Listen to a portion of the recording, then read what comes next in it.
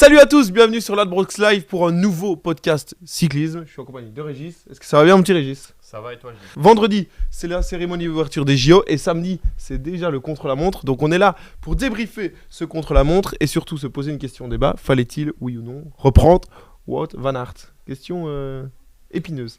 Sujet épineux. Ouais, ça c'est vraiment compliqué. On y répondra pendant l'émission. On est parti sur ça et on va partir sur pour commencer, le parcours. J'ai mes petites notes du parcours, j'ai même les rues où elle commence. Et oui, donc nous partirons de la rue des Invalides pour arriver Pont Alexandre. Le parcours fait 32,4 km avec un dénivelé positif de 150 mètres. Un parcours totalement différent des JO d'il y a 3 ans remporté par Primož Roglič. Là, c'est... Ouais, c'est rien à voir, vraiment tout plat. Parcours urbain par contre, donc assez sinueux et quelques endroits un peu pavés. Donc voilà, il faut espérer que ça reste sec. Parce qu'on sait tous quand il pleut et que le parcours est en ville, ça risque de glisser assez vite. Ouais, il y a des endroits où il y a un peu des virages, mais de ce que je disais, il y a quand même beaucoup de longs bouts droits. C'est quand même un parcours, vraiment là on peut dire, pour pur spécialiste. Ouais, clairement, on va retrouver directement les grands noms. Je pense qu'on peut déjà les citer. Allez, tu veux te faire un petit plaisir ? Allez, vas-y, Ouais. cite-moi les grands noms. Bon, Joshua Tarling. Ouais. Peut-être, Joshua Tarling, allez, on prend. Filippo Ganna. On va citer Remco Evenepoel. Ouais. On peut en citer 2-3 autres. Ouais, pourquoi pas Stefan Kung, Stefan Bissegger, Michael Bjerg, pourquoi pas. Wout van Aert, quand même. Ouais, on va quand même citer Wout. Hein. Magnus Sheffield. Ouais, Sheffield, je vois bien top 5. Ouais. Je te propose de parler on va dire des 3 grands favoris parce que tout le monde à peu près s'accorde à dire pour dire que le podium, on connaît les 3 noms, mais on ne connaît pas l'ordre, à savoir Joshua Tarling, Filippo Ganna et Remco Evenepoel. D'ailleurs, j'ai devant moi les cotes. Le gros favori des bookmakers, c'est Tarling. Exactement. Donc le gros favori, c'est Joshua Tarling devant Remco Evenepoel et Filippo Ganna. Je voulais qu'on parle un peu des différents, toi qui es cycliste, des différents types de coureurs. On sait que c'est des coureurs totalement différents entre Remco Evenepoel et Joshua Tarling. Je te propose de commencer par Remco. Remco, c'est un coureur qui est dit surtout aérodynamique, beaucoup plus petit que les deux autres et que ces deux comparent. C'est quoi son avantage comme ça de sa position, de son aérodynamisme ? Qu'est-ce qu'il peut aller chercher ? En fait, l'avantage d'être si aéro, c'est qu'on peut pousser beaucoup moins de watts. Et donc, son rapport poids-puissance et coefficient de pénétration dans l'air, il est beaucoup plus efficace en fait qu'un autre coureur. Il se fatigue moins. Voilà, c'est ça qui fait sa vitesse. C'est ça qu'il arrive à rester si longtemps à une telle vitesse en fait. Donc, allez, on va prendre Ganna. Il va devoir pousser beaucoup plus de watts que Remco pour le même temps, pour la même vitesse donnée. Dû à, parce qu'on sait bien que l'un des grands ennemis des cyclistes, c'est l'air qui freine, qui freine le coureur, d'où les relais, tout simplement, d'où les bordures. Ouais, mais ici, avec ce côté aéro, il a une position très spécifique, quasiment avec, on va dire, la tête dans les mains. Ouais. Comment on peut expliquer qu'une position si difficile à tenir, si difficile à acquérir chez un gars qui a commencé le cyclisme à 16 ans ? C'est inné. C'est peut-être inné, mais déjà il y a une réelle recherche de la part de l'équipe.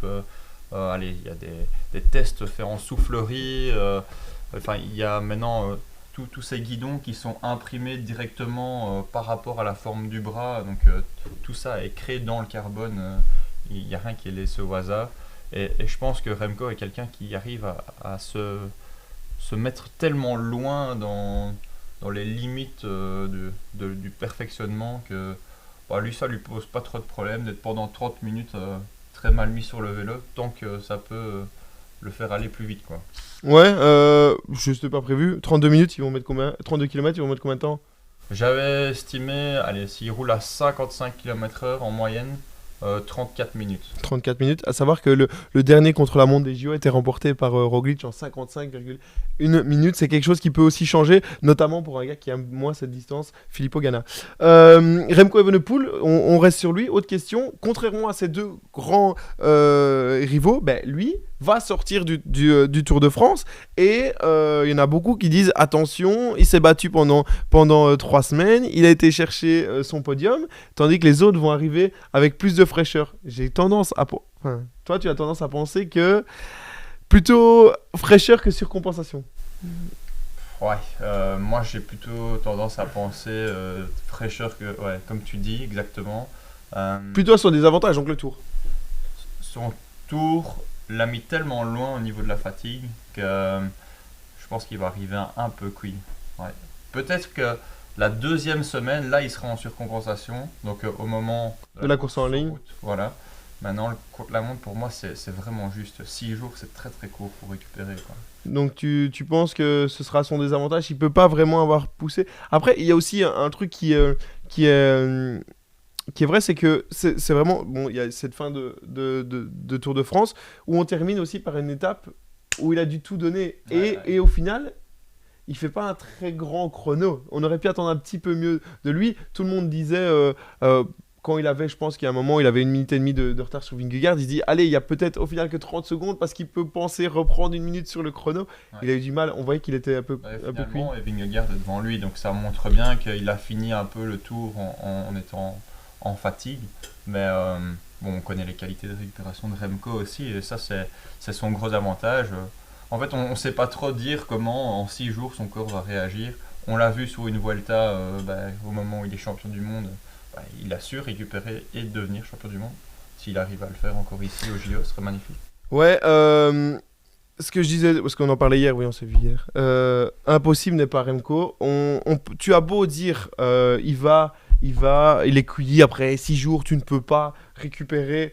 Lui est quelqu'un de différent. Le nombre de gens, et regardez-vous dans le blanc des yeux, ceux qui ont dit il ne tiendra jamais 3 semaines sur le Tour de France, 2800 mètres, c'est impossible, il va prendre 15 minutes. Bah non. Il était là. Et ce qui est très drôle aussi, c'est qu'il s'est... Ça y est, les Français aiment bien Remco aussi. Ça, c'est nouveau. Celle-là, je l'avais pas vu venir. Ouais. Celle-là, par contre, je l'avais pas vu venir. Mais impossible n'est pas Remco. Il est capable aussi d'avoir très bien récupéré, d'être en super forme, parce qu'il a aussi un peu ce côté jour avec, jour sans, d'être dans un jour extraordinaire et de mettre 30 secondes à tout le monde. Ouais. On ne sait jamais. Il ne faut pas l'enterrer. Je trouve qu'on l'enterre un petit peu vite parce que tout le monde dit c'est pour Tarling, c'est pour Tarling, c'est pour Tarling. Je trouve qu'on l'enterre un petit peu vite Remco. En fait, ce qu'il faut bien retenir, c'est cette importance du temps que le chrono va prendre. Donc, aux alentours de 30 minutes, c'est un effort quand même assez court. En fait, le problème d'un grand tour, 3 semaines de course, ça, au niveau physiologique, ça fait en sorte d'avoir beaucoup moins d'explosivité, d'avoir moins cette capacité de pouvoir donner un effort très court et très intense. C'est plutôt... on serait plutôt fort dans des efforts longs. Il manque 20 km pour Remco pour assurer l'or. Voilà. J'aurais plutôt dit sur un effort d'1 heure, peut-être qu'alors à ce moment-là, il aurait pu tirer ses cartes du jeu. J'ai 2-3 infos. Dernier affrontement avec Tarling, Dauphiné libéré, 34 km, un peu plus montagneux, 17 secondes d'avance pour Remco. Voilà. Et Filippo Ganna un petit peu moins bien, mais on va y revenir. Donc voilà, sur Remco Evenepoel, un petit pronostic pour toi ? 3e. Moi, je le mettrais 2e, Remco. Evenepoel, mais on est d'accord, il y aura une médaille normalement. Ouais. Médaille, quasi certain. Quasi certain. Sans chute. On sait jamais, tu l'as dit. Jamais il y a un problème ou quoi, mais bon. On ne sait jamais. Le deuxième, le favori, c'est Joshua Tarling. Parle-moi un peu de Tarling. C'est un peu le nouveau arrivé. Hein. Ça fait pas non plus 15 saisons qu'on parle de Tarling. 2-3 chronos. Il reste sur cette saison sur 2 victoires en chrono avec... il a gagné le championnat de son pays et une autre course, mais j'ai noté aussi, bien évidemment, il gagne le chrono des nations devant Remco Evenepoel. Ouais. Il est champion d'Europe et il est 3e au dernier championnat du monde derrière Remco et Ganna. Un pur spécialiste aussi, quelqu'un de très puissant au final, un peu comme Ganna. Comme Ganna, mais en fait c'est simple, c'est un peu le seul gars comme Remco qui a su faire la transition junior pro World Tour directement. Donc l'année où Remco est champion du monde en Australie, Joshua Tarling est champion du monde en chrono en junior.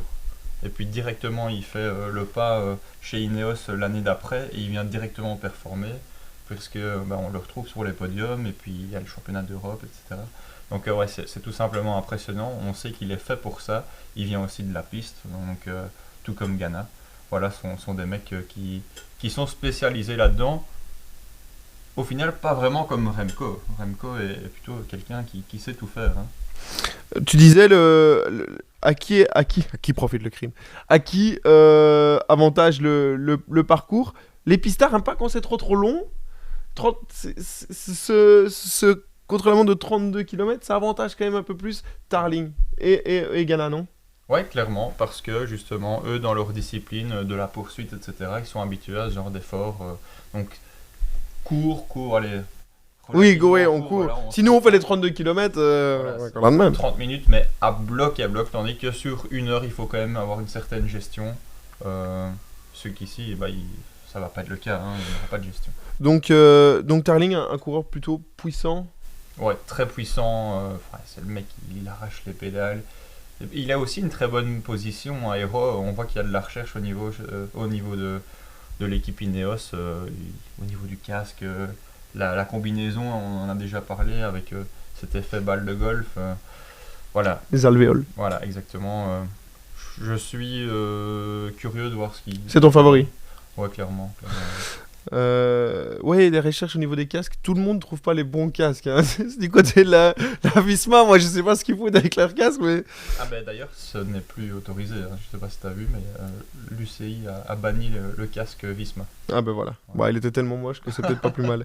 Ouais. Filippo Ganna, qui est aussi un pistard, qui est aussi dans le même gabarit ou de même style de coureur que Tarling, très puissant, Ouais. un pur spécialiste qui vient de la piste. Par contre, cette année en chrono, c'est pas du grand Ganna, hein. Cette année, il a 2 victoires cette saison en chrono. Le championnat d'Italie, mais bon, championnat d'Italie, bon, voilà, il faut battre Sobrero ouais. et Affini ou quoi, ou même Bettiol. Mais bon, c'est pas la meilleure opposition. Et la 14e étape du Giro. Mais par contre, Ouais. sur l'autre chrono du Giro, il est battu par Pogacar. Un petit peu plus montagneux, mais battu par Pogacar. Et sur Tirreno, il est battu par Ayuso. Mhm. Et il fait 6e du Tour d'Algarve. Donc voilà un petit peu les résultats. Bien évidemment, il est 2 fois champion du monde. Moins de références en chrono. J'ai l'impression que des 3, c'est celui qu'on parle un petit peu moins. Dans les cotes, il est mis 3e. T'en penses quoi? Moi, je pense que c'est une année très spéciale pour lui. C'est une année olympique, donc l'Italie a toujours misé beaucoup sur leur équipe de poursuite en piste. Ganna en fait partie depuis maintenant quelques années. On sait qu'il compte vraiment sur lui pour aller chercher la médaille d'or. Et je pense que c'était un peu une année ciblée vers les JO. Et c'est ça qu'on a un peu moins vu sur la route. Mais c'est pas pour autant qu'il va être beaucoup moins fort. Au contraire, moi je le verrais peut-être même plus dangereux. Juste, on l'a moins vu, mais dans un autre Il sait sens, comment se préparer. voilà, il s'est préparé spécifiquement pour ça. Donc, allez, la poursuite et le chrono sur route, ça se vaut, hein, c'est le même type d'effort, comme on disait. Donc, ouais, franchement, il faut pas non plus l'enterrer, hein, Ganna. Ouais. Tu y crois? On parlait aussi d'hommes de championnat. Et là, pour le coup, ils le sont plus ou moins tous les 3. On l'a dit, Tarling a gagné chez les juniors. Remco a gagné chez les seniors. Ganna aussi. Est-ce qu'un Tarling qui est un peu plus jeune, un peu plus de pression, qui n'a quasiment, on va dire, rien gagné dans sa carrière, à part... Enfin, il a gagné des courses, mais je veux dire, de grandes courses comme les autres qui sont champions du monde. Est-ce que la pression n'est pas sur lui? On n'en parle que de lui. Je suppose qu'en Grande-Bretagne, même si la Grande-Bretagne a la chance d'avoir un vivier dans le sport, ils vont faire énormément de médailles. Incroyable. Mais est-ce qu'il n'a pas de la pression de dire, c'est moi le plus jeune, j'arrive, je suis le favori, c'est un parcours pour moi, je peux pas me rater? Moi, c'est ce qui me fait peur sur Tarling, hein. C'est-à-dire que Tarling, s'il veut que sa saison soit réussie, c'est là où il doit réussir, et où il doit aller chercher la médaille. Tandis que Remco, il a déjà réussi sa saison, hein, avec son podium sur le Tour, c'est magnifique. Ganna, Il a 2 chances avec la piste. Enfin, tu vas me dire, voilà, Ganna, il va avoir 2 chances, donc c'est ça, c'est le moment où on l'attend. Et c'est pour ça que la pression sera plus élevée sur ses épaules. on peut être en tête du classement des médailles. Est-ce que c'est pas la première médaille d'or qui est remise? Parce que à Rio, si ouais. tu regardes, la première médaille d'or remise, c'était le cyclisme. Et Greg Van Avermaet en était en tête du classement des médailles pendant 17 minutes. Possible. Très belle anecdote. Très belle anecdote, t'as vu. Vous avez vérifié, hein. S'il n'y avait pas une chute dans la descente, on l'a jamais. Mais bon, ça, c'est un autre débat. Pour toi, donc, j'ai l'impression que tu pars Tarling, Ghana, Remco. Ouais, je verrais vraiment ce podium dans cet ordre-là. Ouais. Moi, je verrais plutôt un Tarling, Remco, Ghana ou Remco, Tarling, Ghana. Voilà. Pour mon point de vue, trois gars très puissants. Toi qui connais un peu la mécanique, ils vont partir avec des braquettes combien? Parce que là, ça va rouler vite. Hein. Ouais, ils vont bien mettre un 60 dedans, à mon avis, à l'avant. Ouais. Est-ce qu'il n'y a même pas un 60... Il y en a pas qui a sorti un 62 pendant le tour? Même pendant le Giro, il me semble qu'ils ont sorti un 66. Alors, me demande pas comment il a poussé. Mais alors, c'est avec cette nouvelle technologie dans le moyeu arrière de la roue, donc qui est la technologie Classified, qui a été inventée d'ailleurs par Tom Bonnen. Je sais pas si tu connais. Tom Bonnen, non, j'ai jamais entendu parler. Donc en fait, c'est une technologie qui permet d'avoir comme un système de double plateau à l'avant, sauf que ça se passe dans le moyeu arrière. Ils peuvent garder alors du coup un gros plateau sans avoir de dérailleur. Ça évite déraillement de chaîne, etc. On est sûr que c'est des gars marginaux. Ici, ça n'aura pas lieu d'être vu que c'est tout plat et il faudra limite avoir que une seule vitesse et c'est tout, quoi. On va rentrer dans notre question débat du jour. Wout van Aert a été sélectionné pour les JO en contre-la-montre et en course en ligne, parce que ceux qui font la contre-la-montre doivent faire la course en ligne. Et les questions se sont posées quant au Tour de France de Wout van Aert. Est-ce qu'on n'a pas pris la décision trop tôt de déjà sélectionner Wout? Pourquoi? Parce qu'on se dirait, oui, Wout et pas d'autres. Mais parce que Victor Kempenaerts a montré de très belles choses sur le Tour de France en chrono, et que là, pour le coup, lui aussi, ce contre-la-montre lui convenait. Kempenaerts qui est peut-être dans la forme de sa vie. Donc, est-ce que tu comprends qu'on se pose la question de se dire, est-ce qu'on n'aurait peut-être pas dû prendre la décision un peu plus tard? Ouais, je comprends, surtout au vu du Tour de Kempenaerts, il a vraiment prouvé qu'il était capable d'être dans la sélection et de sans doute venir s'illustrer sur les JO. Maintenant, voilà, c'est facile de le dire par après, surtout que Victor s'est illustré vraiment en toute fin de tour et du coup la décision était déjà prise du côté du sélectionneur national. Voilà, après un Wout reste Wout van Aert. Je pense que au contraire, par rapport aux dernières années, il n'a pas fait un tour extraordinaire. Peut-être en vue justement de ces JO, un peu à l'image d'un Van Der Poel. Donc il a pris le Tour de France comme une préparation et non pas comme l'objectif principal. Et maintenant l'objectif principal sera alors les Jeux Olympiques. Voilà, ce n'est pas une mauvaise chose d'avoir Wout van Aert dans l'équipe, ça c'est certain. Non, mais de toute façon, c'est pas une mauvaise chose, mais on aurait pu le garder que pour la course en ligne, dans le sens où, en fait, ça fait un petit temps que Wout van Aert n'a plus fait un grand chrono. Où au Tour, il n'a pas fait un chrono extraordinaire. Ouais. Il a fait le pire chrono de sa carrière sur le Tour de France. Ouais. Ça fait quelques temps qu'il a plus grande victoire en contre-la-montre, parce que Wout van Aert était un des vrais spécialistes.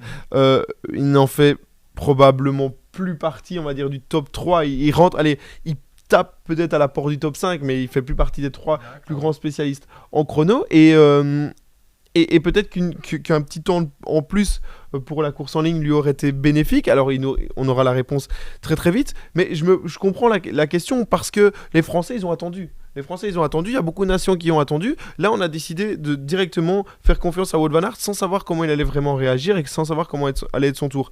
Il y a aussi une spécificité qu'il faut savoir en Belgique, c'est que le sélectionneur de la route est aussi le sélectionneur du cyclocross. Et Wout van Aert, voilà, le fait qu'ils soient aussi en cyclocross, on sait que Van Aert et Van Aert ont une relation, c'est copain comme cochon, donc ils ne pouvaient pas se passer de Wout van Aert. Mais là, si maintenant, je pense que tu prends 100 suiveurs du cyclisme et dire au moment M, il faut choisir entre Wout van Aert et Victor Kempenaerts, je ne suis pas sûr que tout le monde prend Wout. Non, c'est sûr. Surtout que Victor, on sait que sur les chronos, il a déjà double champion d'Europe, non? Voilà, il a déjà prouvé par le passé qu'il savait gagner sur un chrono. Maintenant, depuis un moment, je crois qu'il a un peu changé sa manière de faire. C'est devenu un autre coureur. Je trouve que d'ailleurs c'est plus à son avantage. Avant, il se focalisait sur le chrono et il faisait que ça. Et d'ailleurs, il mettait un peu de côté les courses en ligne. Maintenant, il a choisi plutôt de se focaliser sur les courses en ligne, être attaquant. Et on voit que ça marche, ça paye. Donc peut-être que le chrono, maintenant, il se dit un peu, j'ai fait le tour, quoi. Donc c'est peut-être pour ça aussi que Van Turnhout l'a pas sélectionné, parce qu'il s'est dit, Victor, Non, mais est-ce qu'il s'attendait qu'il soit si fort? Bon, aussi, peut-être qu'il s'attendait pas à ça. Hein. Je crois que même Victor lui-même a été surpris de son niveau. Hein. Est-ce que dans le cyclisme, il n'y a pas aussi la forme du moment? Tu vois ce que je veux dire? Ouais, La forme du moment, quand tu vois les gens qui sont en forme, je pense à Polite, par exemple, tu vois, il y a des formes du moment où le gars est tellement fort que on a été trop vite. Ouais, sans doute. C'est vrai que ça mérite d'avoir cette réflexion. Maintenant, revenir en arrière, ce sera plus possible. Non, bien évidemment, mais ça permet déjà d'en faire une émission mais, et d'ouvrir le débat, mais ça permet aussi de ne plus refaire les erreurs plus tard. Est-ce qu'il ne faut pas attendre un petit peu plus longtemps et ne pas promettre quelque chose parce que j'ai même vu dans les réseaux, sur les réseaux aujourd'hui des gens qui se demandaient si le prime de Wout n'était pas passé. Ouais, ça, il faut pas trop vite l'enterrer. Non, je suis d'accord, mais je veux dire, tu vois, que les gens vont vite. Ouais, non, ça c'est sûr. Ça, on sait que les gens vont vite, mais je pense que le sélectionneur, il sait aussi ce qu'il fait. C'est son métier. Il connaît bien Wout. Et si Wout dit à tel moment je serai prêt, on peut quand même compter sur lui. Puis bon, il a cette telle aura, ce statut de leader en Belgique qui fait que quand Wout dit quelque chose, on l'écoute aussi. Et malheureusement, Victor Campenaerts n'a pas ce statut-là. Donc c'est pour ça aussi, à mon avis, que les choix ont été faits en amont et maintenant... Oui, parce que faut quand même... Là, c'est marrant, on discute ça, mais si Van Turnhout arrive en conférence de presse et il dit aujourd'hui, les deux qui vont représenter la Belgique, ce sera Remco et Victor Campenaerts, ça va criser aussi. Je pense qu'il y en a beaucoup qui vont se dire... Et Wout. Ouais, c'est ça. Voilà. Donc... c'est voilà. Toujours... De toute façon, tu peux pas satisfaire tout le monde. Donc pour toi... Ça prouve aussi la confiance qu'il a. Ça remet de la confiance dans le gars, quoi. Ouais, bien sûr. Ok, pour la question débat. On peut peut-être juste ouvrir un petit peu, 30 secondes. Stephen Kung, pur spécialiste, un gabarit complètement... Tarling, Ghana, Kung, c'est dans ça. Un homme de championnat aussi, qui n'a pas eu de chance sur le tour avec son problème, mais finalement on s'est rendu compte vite qu'il n'allait pas gagner. Il fait partie de la discussion, ou pour toi ce sera top 5 au mieux? Ouais, top 5. Allez, ce qui ne sert à rien. Vraiment en grande forme, pourquoi pas jouer le podium, mais quand je vois les trois il faut qu'il y en ait un qui se foire, c'est ça? Voilà, c'est ça. Hein. Quand je vois les trois au-dessus, je le verrais mal quand même venir... les devancer, quoi. Ouais. Y a pas une surprise où tu dis, parce qu'on sait souvent, regarde, je prends le podium de 2021, Roglic, Dumoulin, Rohan Dennis, celui qui l'avait était fort. Donc tu vois, il y a toujours un peu des surprises, savoir que Remco avait fait 9, que Wout avait fait 6 et que Ghana avait fait 5. Tarling, lui, était encore en cours de DM. Ouais, non, c'est clair. Mais un qu'on pourrait rajouter aussi, c'est Magnus Sheffield. Hein. C'est un peu le même type de coureur que le Tarling. Hein. Aussi spécialiste de la piste, qui est venu par après sur la route et qui sait faire ce genre d'effort. Et il va aussi se préparer de la même façon qu'un Tarling. Ils sont dans la même équipe, donc il ne faut pas l'enterrer non plus. S'il y a bien la 4e place à jouer avec Kung, etc., c'est lui qui va aller la jouer. Voilà pour les hommes. On va juste faire une petite parenthèse sur les femmes, parce que le contre-la-montre femme aussi est une représentante belge, ou peut-être même deux, je ne sais même plus. Moi, je n'ai vu que Lotte. Ouais, je pense que c'est une. Donc Lotte Kopecky, notre championne du monde, qui va avoir des gros JO, j'ai regardé. Dernière petite anecdote. Il y a 3 personnes en Belgique, il y a 3 personnes qui seront favoris pour décrocher la médaille d'or dans toutes les disciplines à Paris. Est-ce que c'est me le dire? Du coup, Lotte. Ouais. Remco. Non. Même pas. Non. Mais non, vu qu'on a dit que c'était Tarling, les favoris. Ouais, en effet. Du coup, les deux autres, je les ai pas. C'est Nafi. Ouais, Nafi, ok. Et Léo Keyer. Ouais, aussi, ouais. Donc ce sont les 3. Et alors, il faut savoir que Lotte, c'est dans plusieurs disciplines. Elle est favorite. Ouais, la course en ligne, ça change. l'omnium et la course par élimination. Donc c'est quand même déjà pas mal. Mais Lotte Kopecky est sûrement la meilleure cycliste du monde. Mais pas en contre-la-montre. C'est pas une spécialiste du contre-la-montre. Elle est cotée, j'ai regardé dans les cotes, elle est autour de la 8-9e place. ça paraît compliqué. D'ailleurs, moi, je me pose la question, pourquoi est-ce qu'elle le fait quand on sait tout ce qu'elle a encore derrière avec la piste, avec la route? Est-ce que c'est vraiment intéressant de le faire? Je suis pas convaincu à 100%, mais par contre, je pense qu'elle prendra pas de médaille. Ça va être un petit peu compliqué pour elle. Ouais, je crois il faut quand même honorer le blason. Donc, quand on a le mérite d'avoir une place au JO, bah, tout simplement, on vient un peu représenter son pays. Si elle a l'occasion de pouvoir prendre le départ, bah, elle va le faire à fond. Donc, Ouais, mais avec tout ce qu'elle a encore derrière? c'est pas un chrono de 30 minutes qui va l'user sur tout le restant de son parcours. Donc, honnêtement, voilà, ce sera même plutôt un test, voir un peu où elle se situe par rapport aux prochains événements. Donc, non, ça c'est même positif en fait, je trouve. Mais pour la médaille, on sait que on parlait de pur spécialiste. Ouais. Elle, c'est pas le cas, même dans sa position. Elle y va un peu Ouais, dans, non. dans sa force du moment et dans ce qu'elle a dans les jambes. Comme tu dis, la force du moment, elle est dans une. Allez, elle est au prime de sa carrière, je pense. Même en boss, enfin dans l'école, etc. maintenant. Oui, parce qu'elle a fait deuxième du Giro. Voilà, exactement. Elle a fait deuxième du Tour de France. Alors que, allez, c'est plutôt typé flandrien. Hein, Ah, c'est comme si Gilbert allait faire podium du Tour Ouais, de non, France. c'est dingue. Elle se met à être tellement complète. Elle sait tout faire en fait. Donc pourquoi pas sur le chrono, elle pourrait. Allez, moi je la verrais peut-être même faire un top 5, on sait jamais quoi. Ouais. Mais bon, il y en a d'autres. On va citer Ellen Van Dijk, hein, qui est vraiment la pure spécialiste. On a Demi Vollering. On a Borghini. Hein, Ouais, Elisa Longo Borghini. La favorite, je vais prendre sortir mon téléphone, hein, vous me pardonnerez, mais pour pas me tromper dans les noms. La favorite, c'est l'anglaise. Allez, j'ai à chaque fois Dreyer. Allez, je vais te le trouver. Je suis pas du tout un spécialiste du cyclisme féminin, mais il fallait quand même en parler aujourd'hui, ça restait important. Je te l'ai dans une seconde. Mais d'ailleurs, je vais donner la liste des favorites, comme ça, ce sera le plus facile. Contre la montre femme, voilà, donc on a Digert, Chloé Digert, qui est la toute grosse favorite. Ouais. Ensuite, Hélène Van Dijk, Demi Vollering, Elisa Longo Borghini, Brown et Lotte Kopecky. Donc 1, 2, 3, 4, 5e, 6e, elle est 6e favorite. Ouais. Dans les mêmes on va dire dans les mêmes codes que Longo Borghini, donc de ce côté-là, mais la grosse favorite est Digert, et elle pour le coup est vraiment, vraiment devant, mais comme je répète, je suis pas du tout un spécialiste de cyclisme Ouais, féminin. non, mais ça va être intéressant parce qu'elles se valent un peu toutes. Donc, justement, ça va être aussi un beau championnat à regarder. Les écarts ne seront pas énormes et ça reste fort ouvert, quoi. Elles vont mettre combien de temps? C'est sympa de comparer, si on va dire que tu crois que les hommes vont rouler à du 55, on va être où chez les femmes, tu On penses? va dire entre 47 et 50 quand même. Ouais, Ouais, donc allez, on va dire 38, 40 minutes. ouais, 5 km/h moins vite que les hommes, plus ou moins. Ouais, plus ou moins, ouais. C'est pas mal. Pas de podium pour Wout. Pas dans la course contre la montre. Pas dans la course contre la montre. Ça tease bien la suite parce qu'on se retrouvera aussi pour parler de la course en ligne. Régis, est-ce que tu as quelque chose à rajouter? Pas au niveau du contre la montre. Pas au niveau du contre la montre. Au niveau de la contre la montre, on est bon. Alors, passez bien évidemment des bons JO. Allez, la Belgique, on saura qui est porte-drapeau, on sait pas encore. Mais en tout cas, allez, la Belgique, on se retrouvera pour la course en ligne avec Régis et pour débriefer cette course. Il y a beaucoup de choses à dire, notamment chez les hommes et chez les femmes. Et voilà, portez-vous bien, que tout se passe bien. Ciao Régis. Ciao, Jim.